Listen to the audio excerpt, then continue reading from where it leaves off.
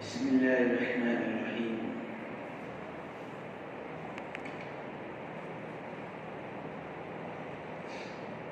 بھلائی کا حکم کرو، برائیوں سے روکو۔ مسلمانوں کی دو ذمہ داریاں خود بھی اچھی راہ پر چلے، دوسروں کو بھی اچھی راہ پر ڈالنے کی کوشش کرے۔ سورہ آل عمران میں اللہ تعالیٰ کا ارشاد ہے، مسلمانوں تم بہترین امت ہو جو لوگوں کے فائدے کے لیے وجود میں بنائی گئی ہو۔ تم نیکی کی تلقین کرتے ہو، برائی سے روکتے ہو اور اللہ پر ایمان رکھتے ہو۔ اس دنیا میں زندگی گزارنے والے ہر مسلمان کے کندھے پر دو ذمہ داریاں رکھی گئی ہے۔ ایک یہ کہ وہ خود اللہ کی کتاب اور اس کے رسول محمد صلی اللہ علیہ وسلم پر ایمان لائے اور اللہ کے احکام، نبی صلی اللہ علیہ وسلم کی تعلیمات کو سیکھے، ان پر عمل کرے، اس طرح کہ ہمیشہ نیکیاں کرتا رہے، گناہوں اور برے کاموں سے بچتا رہے۔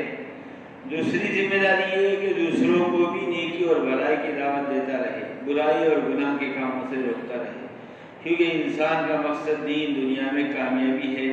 لہذا جہاں دین میں کامیاب ہونے کے لیے ان دونوں ذمہ داریوں کو ادا کرنا ضروری ہے، وہیں دنیا میں بھی کامیاب ہونے اور انسانی معاشرے کو برائیوں اور گندگیوں اور غیر مہذب کاموں سے پاک صاف رکھنے کے لیے بھی ان دونوں ذمہ داریوں کو ادا کرنا ضروری ہے۔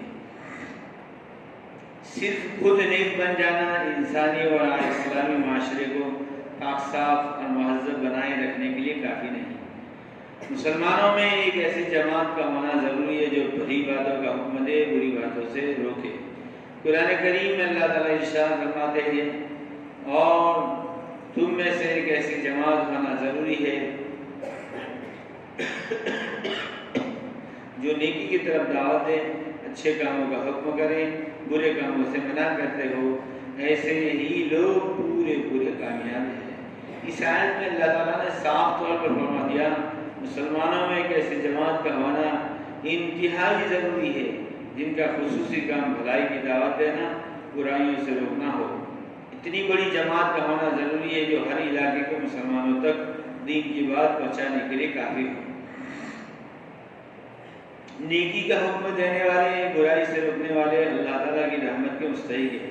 اللہ تعالیٰ مسلمانوں کی صفات اور ان کی خوبیوں کا ذکر کرتے ہوئے سورہ توبہ میں اللہ تعالیٰ ارشاد فرماتے ہیں، مومن مرد مومن عورتیں آپس میں ایک دوسرے کی مددگار ہیں، نیکی کا حکم دیتے ہیں، برائیوں سے روکتے ہیں، نماز قائم کرتے ہیں، زکوٰۃ ادا کرتے ہیں، اللہ اس کے رسول کی فرمانبرداری کرتے ہیں۔ یہ ایسے لوگ ہیں جن کو اللہ اپنی رحمت سے نوازے گا۔ یقیناً اللہ اقتدار کا بھی مالک ہے، حکمت کا بھی مالک ہے۔ اپنی طاقت کے بقدر برائی کو ختم کرنے کی کوشش کرنا چاہیے۔ رسول اللہ صلی اللہ علیہ وسلم نے ارشاد فرمایا، تم میں سے جو شخص کوئی برائی دیکھے، ہاتھ سے روکنے پر قدرت ہو تو اس کو چاہیے کہ اسے اپنے ہاتھ سے روک دے۔ اگر اس کی بھی طاقت نہ ہو تو اپنی زبان سے روکے، اگر اس کی بھی طاقت نہ ہو تو دل سے برا سمجھے۔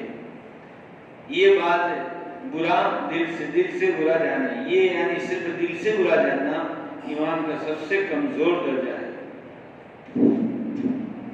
اس حدیث میں ہر شخص کی ایمانی ذمہ داری بتائی، جو آدمی بھی کسی کو غلط کام کرتا ہوا دیکھے وہ اس کو اپنی طاقت کے بقدر روک دے۔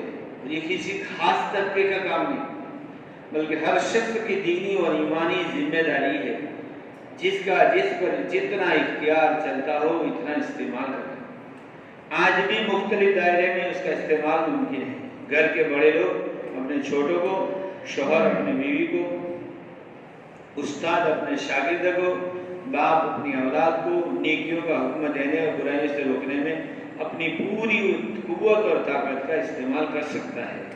اس بارے میں پوری کوشش کرنی بھی چاہیے۔ یہ نہیں صرف ایک دو مرتبہ لاپرواہی کے ساتھ ٹوکا، کہا، پھر ان کو اپنی حالت پر چھوڑ دیا، بلکہ یہ جو تدبیریں بن سکتی ہو تو اختیار کرے، ورنہ اللہ کے سامنے جواب دینا مشکل ہو جائے گا۔ بہترین آدمی کی خوبیاں۔ ایک شخص نے رسول اللہ صلی اللہ علیہ وسلم سے پوچھا، یا رسول اللہ سب سے بہترین آدمی کون ہے؟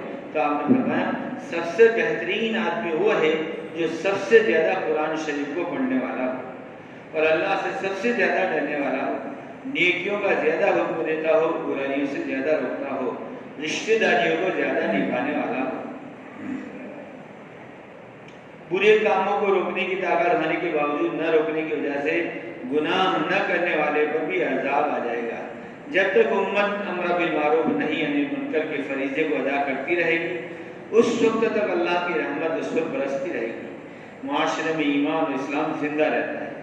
جب اس امت اس سے غافل ہو جائے گی، اس کے سامنے برائی اور گناہ کے کام ہوتے رہتے ہیں، وہ خاموش بیٹھ کر دیکھتا رہے گا، اس پر کوئی روک ٹوک نہیں کریں گے، تو اس پر اللہ کا عذاب آئے گا۔ یہ عذاب صرف انہی لوگوں کو نہیں جو گناہ میں مبتلا ہے، بلکہ یہ عذاب ان لوگوں کو بھی اپنی لپیٹ میں لے لے گا جو خاموش بیٹھے برائیوں کو دیکھ رہے ہیں، ان پر کوئی روک ٹوک نہیں کرتا۔ اللہ تعالیٰ فرماتے ہیں اس وبال سے ڈرو جو تم میں سے صرف انہی لوگوں کو نہیں پڑے گا جنہوں نے ظلم کیا ہوگا، جان لو کہ اللہ کا عذاب بہت سخت ہے۔ حدیث میں رسول اللہ صلی اللہ علیہ وسلم فرمایا، جس قوم میں گناہ کے کام کیے جا رہے ہو، قوم کے لوگ ان کو روکنے کی طاقت رکھتے ہو، پھر بھی ان کو نہ روکے تو قریب ہے کہ اللہ اپنے پاس ان سب پر عذاب نازل کرتا ہے۔ گناہوں سے نہ روکنے کی وجہ سے دنیا میں بھی عذاب۔ ابو داؤد شریف کی روایت میں کہ رسول اللہ صلی اللہ علیہ وسلم فرمایا، اگر کسی قوم میں کوئی شخص گناہ کرتا ہے اور قوم کے لوگ اسے روکنے پر قدرت بھی رکھتے ہیں، پھر بھی وہ لوگ اس سے نہ روکے تو مرنے سے پہلے ان لوگوں پر عذاب آ جائے گا۔ ہمیں اللہ کی اس طرح کے عذابوں سے ڈرتے رہنا چاہیے، کیونکہ پہلی قوموں پر اس طرح عذاب آ چکا ہے۔ ایک عبرتناک واقعہ، ایک حدیث میں رسول اللہ صلی اللہ علیہ وسلم فرماتے ہیں، اللہ نے حضرت جبرائیل علیہ السلام کو حکم دیا کہ فلاں شہر کو، اس کے رہنے والوں کو ساتھ الٹ دو۔ حضرت جبرائیل علیہ السلام نے کہا، اے پروردگار، ان میں آپ کا ایک فلاں نیک صالح بندہ بھی ہے جس نے پر جھپکنے کے بقدر بھی آپ کی نافرمانی نہیں کی، کیا اسے بھی عذاب میں شریک کر لیا جائے؟ اللہ نے فرمایا، اس شہر کو اس شخص اور اس کے ساتھ رہنے والوں کے ساتھ پلٹ دو، کیونکہ اس شہر میں میری نافرمانیاں ہوتی رہی، مگر ایک گھڑی کے لیے بھی اس کے چہرے پہ رنگ نہیں بدلا، کبھی بھی اس کو دکھ نہیں ہوا۔ معلوم ہوا کہ برائیوں کا حکم دینا، برائیوں سے روکنا ایک ایسا اہم فریضہ ہے، ضروری ہے کہ اس کے نہ ہونے سے نیکیاں کرنے والے بھی عذاب میں لپیٹ جاتے ہیں۔ آج عموماً لوگ گناہ میں مبتلا ہیں، نماز چھوڑتے ہیں، جھوٹ بولتے ہیں، جھوٹی گواہیاں دیتے ہیں، بغض، حسد، ایک دوسرے کو تکلیف دینا، حرام طریقے سے مال کمانا، لوٹ مار، بدکاری، بے حیائی، خیانت، وعدہ خلافی، دھوکہ، جوا، شراب۔ کون سا ایسا گناہ ہے جو ہمارے معاشرے میں نہیں پایا جاتا، مگر کوئی ان کو منع کرنے والا نہیں ہے۔ ایسی صورت میں اس امت پر طرح طرح کی پریشانیاں اور مصیبتیں نہیں آئیں گی تو کیا ہوگا؟ اللہ ہم سب اس پر عمل کرنے کی سبحان اللہ۔